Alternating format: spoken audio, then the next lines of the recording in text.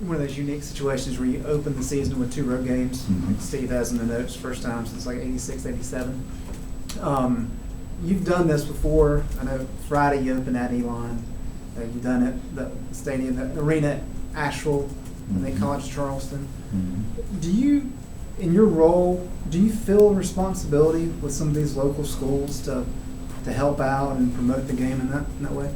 I think that's patting me on the back a little bit too much, but I'm not against it if they think I can help them. It really is. I mean, but you go back in there in every situation too. It's a coach that I really genuinely really like.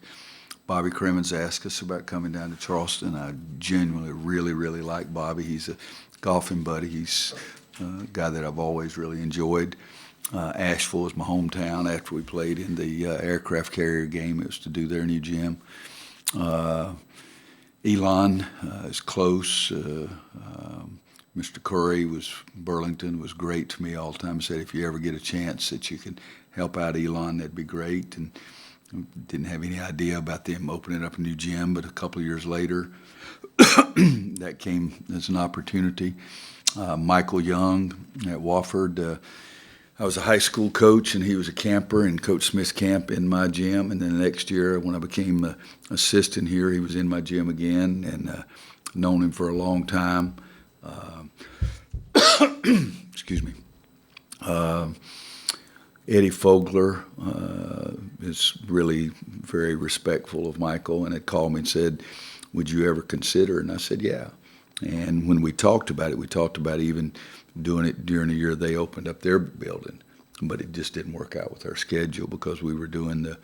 I think the reason is because we were doing the Nike event early in the year last year. I think their gym opened up last year, but we talked a little bit about that and talked just about going to play them at their building.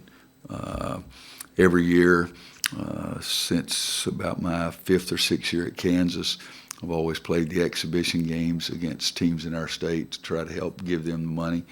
And if we're going to play someone that's a non-Division I school, I think every year I was there. Probably the last 8 or 10 years, we played one of the non-Division I teams in Kansas. So it's generally somebody that I really like and know, and it would be helpful for their program. Or it's opening up a new building or something special. And in this case, when Michael and I first started talking about it, I think we talked about both situations, but it just didn't work out at that time. But I remember Gary Waters calling me, or not calling me, but sending me a letter, said that they couldn't get anybody to come to Princeton and play a true home-and-home with Princeton. And said he didn't think that's what college athletics was supposed to be about. And I called him back, and he said, "Yeah, Roy, I just want you to think about this." And I said, "Yeah, we'll play." And he started going on. He said, "No," he says, "we just can't get it." He said, "Did you say you'd play?" And I said, "Yeah." I said, "We'll come and play." And so we played Princeton home and home. And, you know, I'm not trying to act like any goody two-shoes, but I think that there is a place for those kind of things in college athletics. And I think it's, you know, we take guys to their hometown because I think that's a good reason, or home area, not necessarily the hometown. But I think that's a good reason to do it. I also think playing some people, and we got one more in the works that'll be a couple of years down the road here in the state also. How's your team doing as far as health? Do you expect everybody to be able to play? Yes, I think so. You always have aches and pains at this time of year and get tired and running and twisting your ankle and getting hit in the knee or getting hit in the thigh or whatever. But knock on wood, right now I expect everybody to play tomorrow night. What's the biggest thing from last year that's early defeat did you learn that you're taking into this year? Well, it wasn't really early. It was we were 11th game or 12th game. Weren't we 10-1, something like that when we played? They just beat us. They played better than we did in every phase of the game. We had way too many turnovers, shot the ball poorly. Those were the two biggest things I remember. And if you look at the stat sheet, it tells you the same kind of thing. I think there's no question that McGee is just an unbelievable shooter, and he scored 27, but Cameron Jackson's one I felt like that dominated all of our big guys. He had 6 block shots, double figures points, double figures rebounds, but we might have been fat and happy too. I meant, I'm sorry, that's my fault. Okay. I meant from last year's early defeat in the NCAA tournament. What did you Oh, learn okay, from I last year to apologize. this year?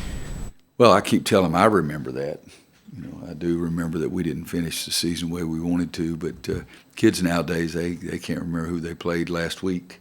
And but I didn't like the way we finished our season, and I've reminded them of that several times. Some of the mistakes and problems that we had last year, I don't want to have the same kind of mistakes and problems again. But you know, not most, but a lot of people have a hard time once you get in the NCAA tournaments, getting 1 win, 2 wins, 3 wins, 4 wins, and I don't like it, but it's what it was. Texas A&M played better than we did that day as well, just like I thought you were talking about Wofford, just like they played better than we did too. Who are you planning to start at point guard tomorrow? Probably Kobe, but I don't plan. I see who they tell me who wants to start by who plays the best. It's not any elaborate plan. If you play better than he does, you're going to play. If he plays better than you do, you're going to sit down. So it's a pretty simple thing. Yeah, I don't put, again, guys, Marvin Williams never started a game, and he's done all right. So I really don't get too tied up into that. When you looked at the exhibition game on film, what did you, as far as the point guard situation, what did you see from both guys? Both of them had too many turnovers. You can't have 8 turnovers out of your point guard spot. And Seventh had 4 in 16 minutes, and Kobe had 4 in 21 minutes, and Kobe had 6 assists. Seventh had 2. So that's what I didn't like, is we turned the ball over. They both did a nice job of attacking the basket and getting it close to the rim. But it's a different breed of animal that we're going to play tomorrow night. With that kind of hostile environment that you would expect there, do you prep your freshmen in any ways? Because your other players have obviously played in very hostile environments with Kobe, Nassir, and I think you haven't.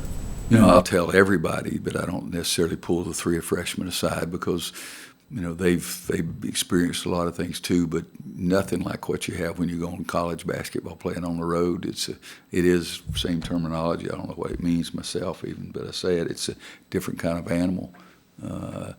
So we'll talk to them about just focusing on our bench and focus on what's going on the court. Maybe the freshmen are naive enough to believe me when I say pretend they're cheering for you. You know, I'll try that one too and see if it works. But you know, the building is. I just was trying to look in here and see. I think it's 3,900 or something like that.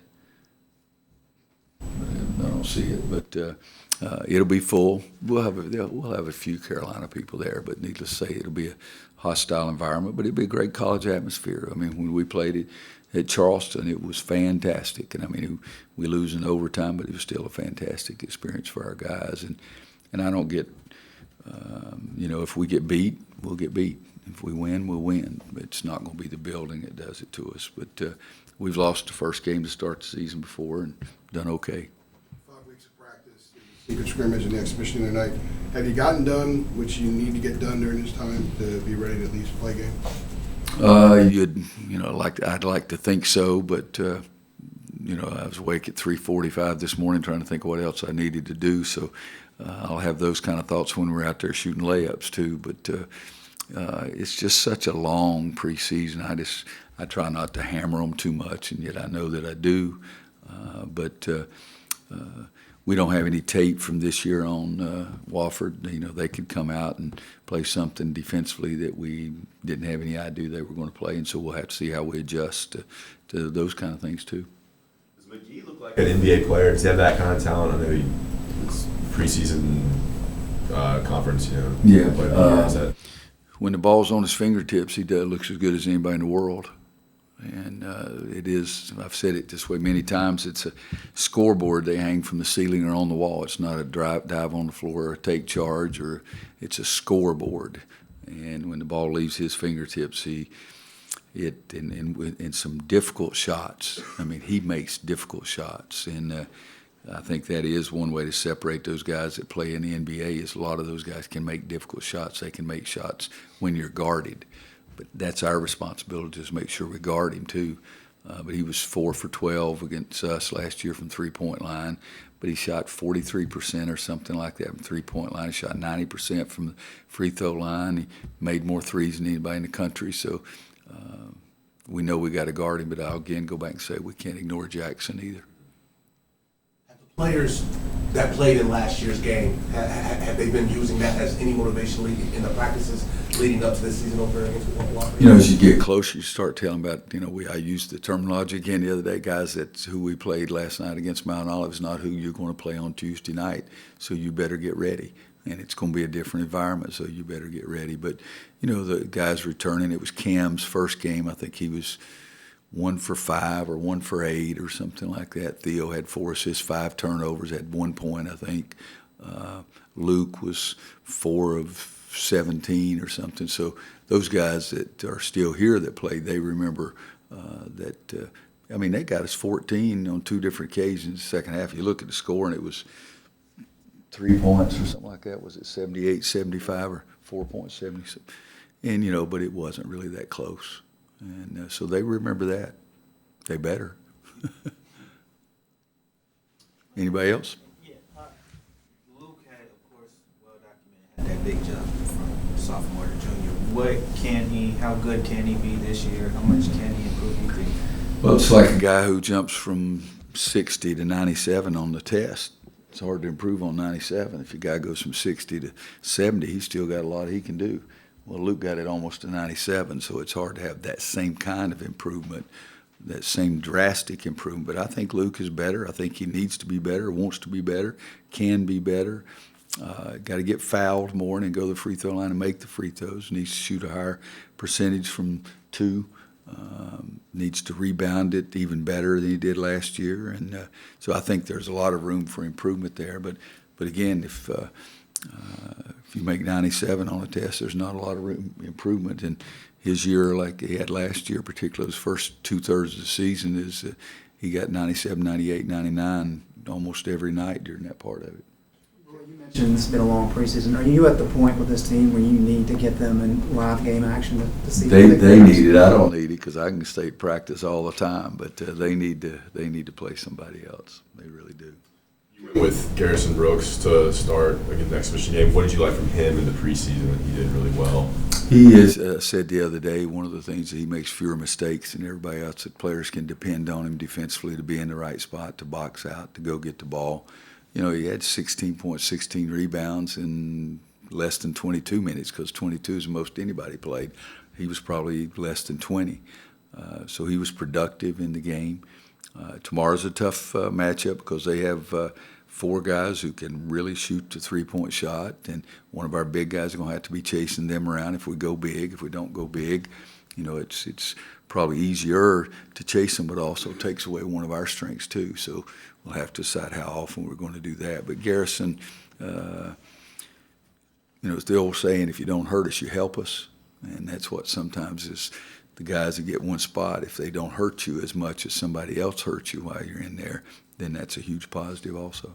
Kenny said the other day that he believes that his number one responsibility is to set a standard for the other guys, not just really with statistics, but focus, effort, approach, and being at that level every day. Have you seen a little bit of a different Kenny this year? Now he's a senior and he feels that responsibility. I think he does feel that responsibility. I think he's being a great leader, and he's been a leader verbally, very vocal with the guys. But if they just watch him, that's where he's the best leader. He is doing it by example, and I think he enjoys that role. And it's everybody else has got to get up to his level of competition, his level of enthusiasm. If they do, then they're going to be a lot better themselves. When you look at Nassir's shot, what are some of the things you like with it, and what are some of the areas you want to maybe improve with him or with Hubert, who's working with him? I'm going to interrupt one thing. It's not Nassir, and it's not Nassir. Okay, it's Nassir. If it's short, it's Nas. Which I do not call. If it's long, it's Nassir. My bad. No. It's I've heard about 8 different ways. Please continue. Yeah, Nassir has a good shot. I think everybody's shot can improve during the course of the season. He's spending extra time with Coach Davis. I think he's going to get better, more consistent. There's nothing wrong with his shot anyway. He shot it well in high school. And I think that when you're that athletic and can jump that high and take the ball to the basket and embarrass folks, they're going to back off of you a little bit.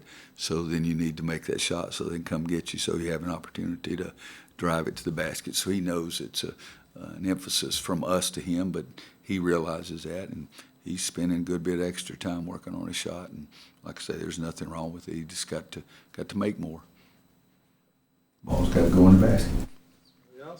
Anybody else? All right, Luke, Oh, we'll be right in. one other thing quickly too is that I was extremely happy with our student body, the amount of people that came into their exhibition game. You know, raining like crazy and homecoming and all that stuff.